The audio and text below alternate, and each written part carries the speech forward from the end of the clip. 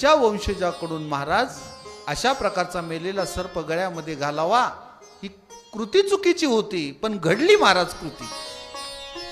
शाप दिला महाराज शमीक ऋषीनं, शृंगी ऋषीनं. शमीक ऋषीच्या पोराने शाप दिला, हातात पाणी घेतलं आणि संकल्प सोडला, ज्यानं कोण माझ्या बापाच्या गळ्यामध्ये मेलेला सर्प टाकलाय त्याचा येत्या 7 दिवसामध्ये तक्षक नावाचा सर्प दंश होऊन त्याचा मृत्यू होणार आहे.